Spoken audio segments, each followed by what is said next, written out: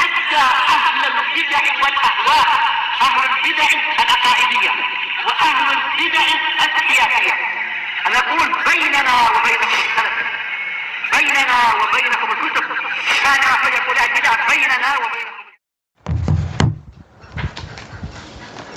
Bismillahirrahmanirrahim. Qala Syekh Al-Bassam, qala Syekh Abdul Aziz Al-Rasyid rahimahullahu taala.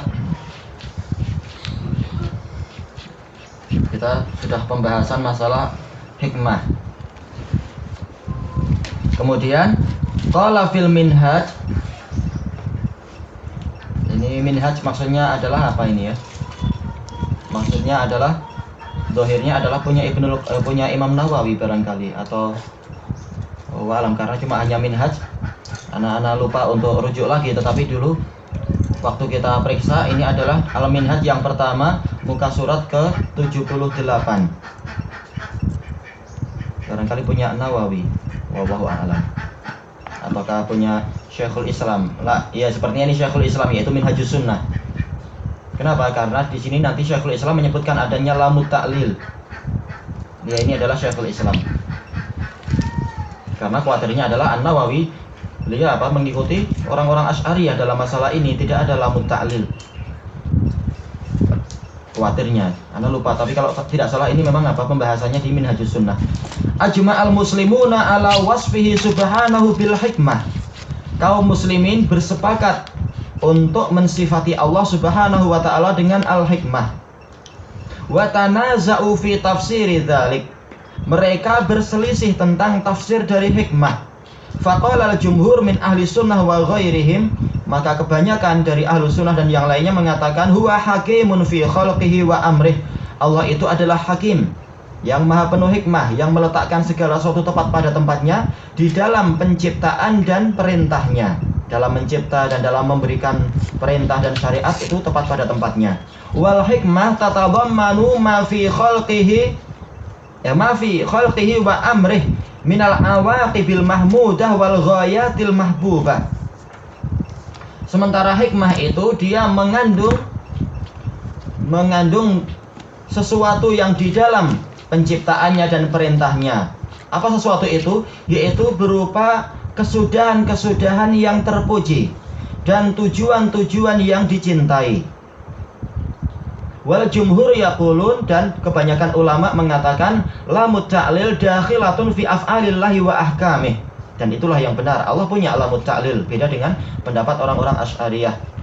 Tidak ada lamut ta'lil untuk Allah, karena alasan dan tujuan itu menunjukkan keperluan. Keperluan itu menunjukkan apa? Kekurangan. Sementara Allah Ta'ala tidak punya kekurangan, maka berarti Allah tidak punya keperluan. Berarti Allah Ta'ala tidak punya lamut ta'lil, kata mereka. Padahal kalimat tadi adalah keliru kalau mengatakan lamut ta'lil menunjukkan keperluan. Tetapi lamut ta'lil untuk Allah adalah hikmah. Dia melakukan ini, hikmahnya demikian. Dia melakukan ini dalam rangka demikian, dan seterusnya.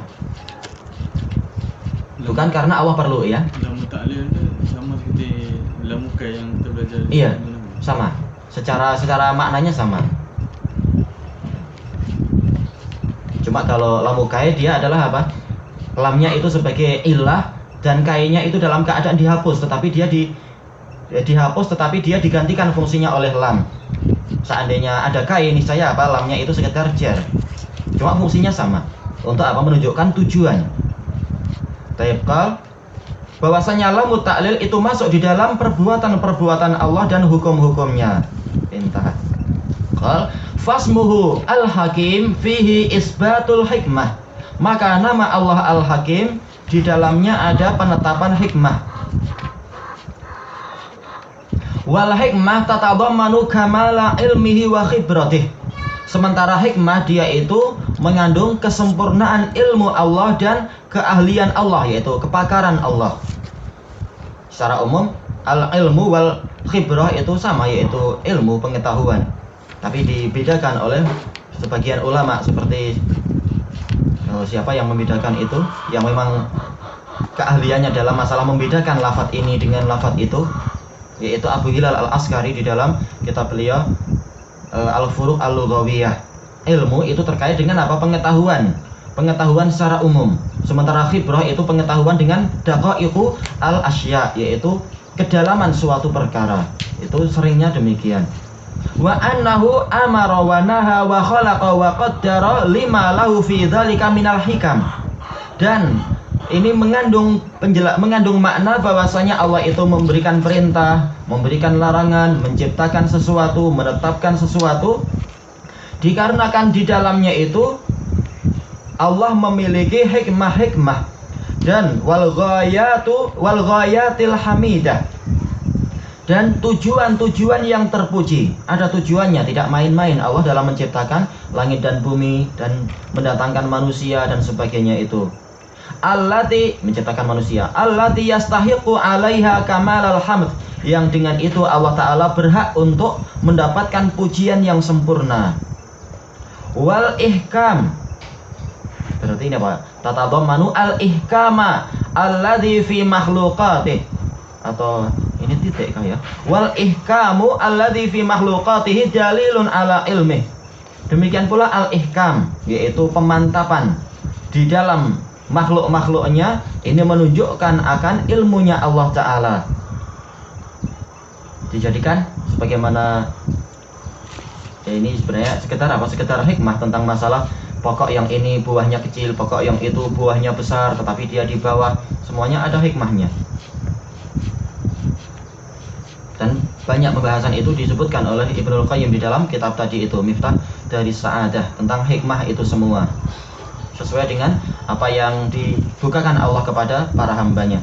Wa innama yadullu idza kana al-fa'ilu hakiman yaf'alul hikmah. Itu hanyalah menunjukkan kepada ilmu apabila yang mengerjakan itu, yang berbuat itu adalah hakim.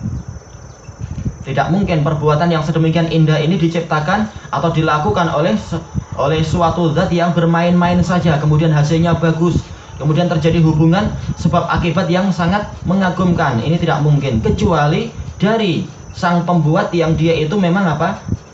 Zat yang penuh hikmah dan penuh ilmu. Dia mengerjakan sesuatu sesuai dengan hikmahnya. Dan yang betul adalah dari kalam Syekhul Islam, yaitu yaf'alu li hikmatin. Ini alifnya itu harusnya dihilangkan. Intaha min kalam Syekhul Islam Ibnu Taimiyah.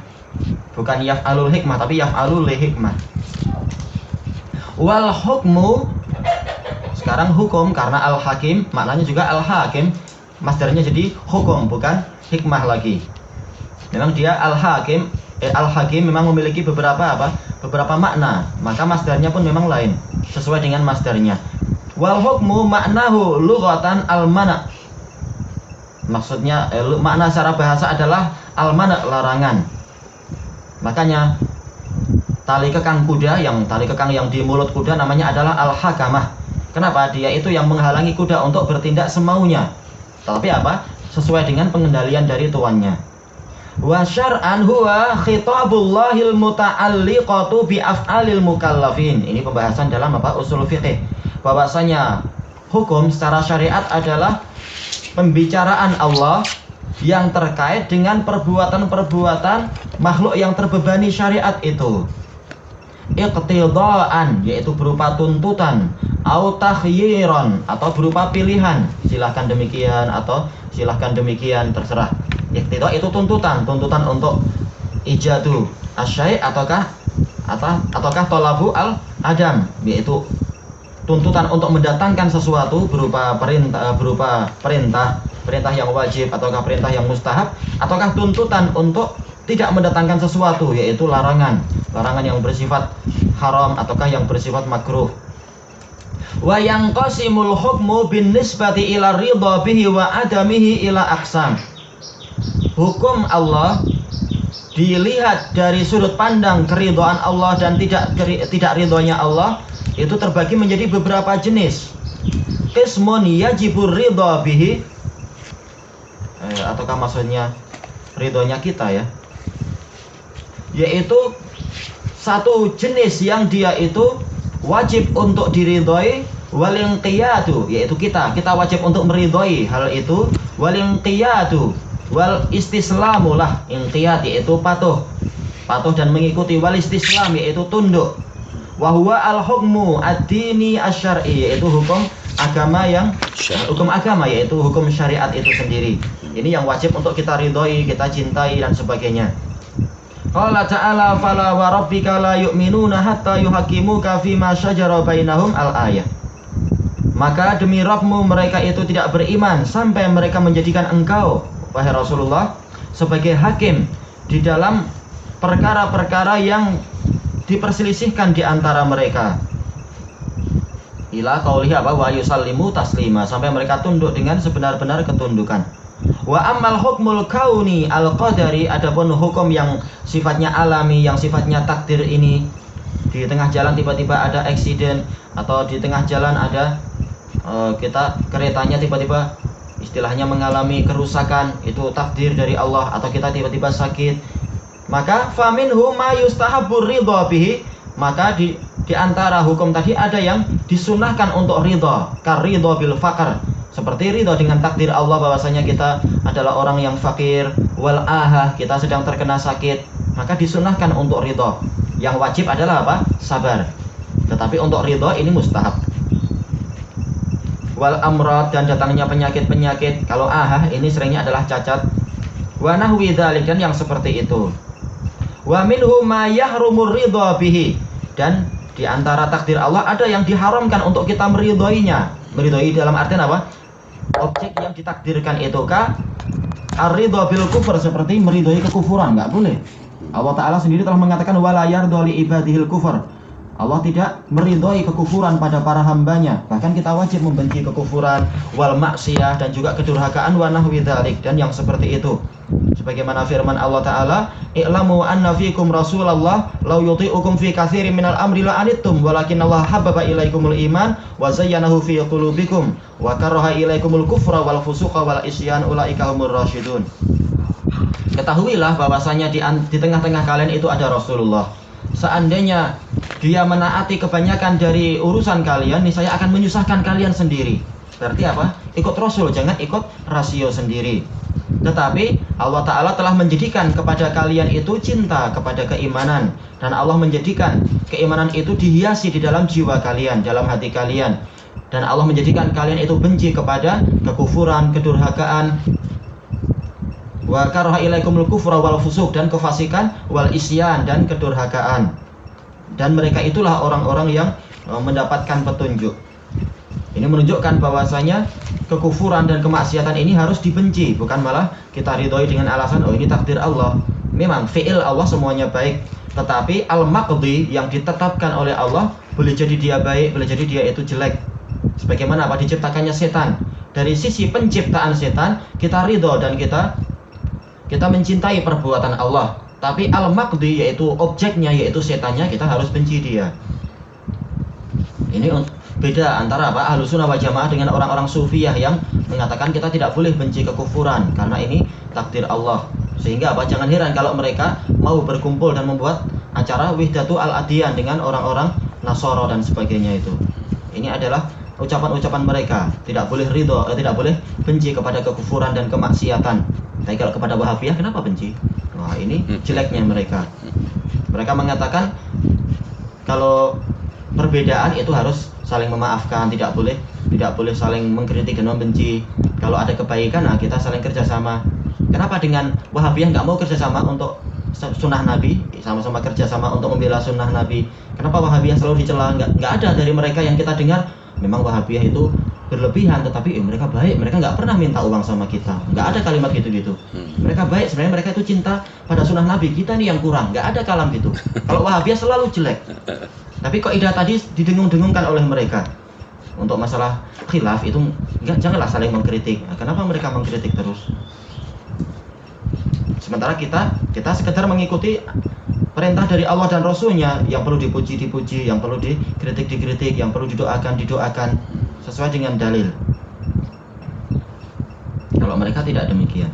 Tapi kalau wa ammasmuhu subhanahu al-khabir, adapun nama Allah subhanahu al-khabir, al-alimul khabir, fa ma'nahu alladhi intaha ilmuhu ilal ihatah bi bawatinil asya.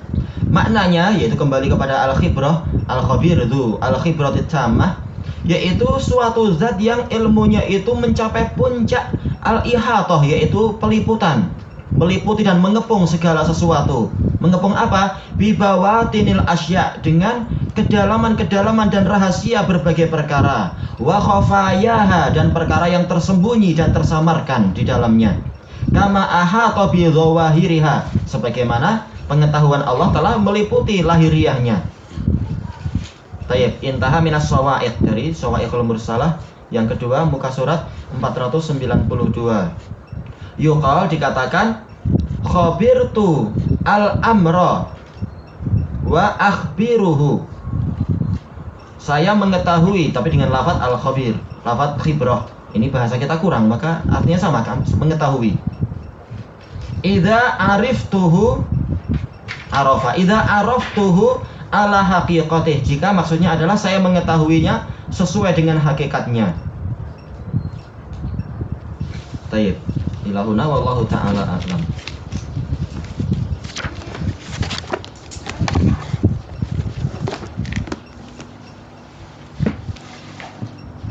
Halaman sini siapa yang sudah mengerjakan? Bismillahirrahmanirrahim. Fu'lila. Itu semalam. Oh ya, tayyib. Zulzila, zulzila, zulzilu, zulzilat, zulzilata, zulzilna, zulzilta, zulziltuma, zulziltum, zulzilti, zulziltuma, zulziltunna, zulzilat. Iya, ini tuma, tunna. Yang tum sudah di atas.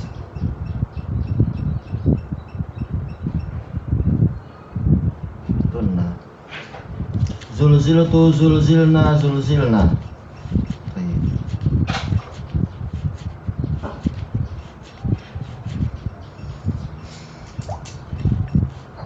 Untuk yang khumasi, yang unuzila, unuzila, unuzilu, unuzilat, unuzilata, unuzilna, unuzilta, unuziltuma, unuzil.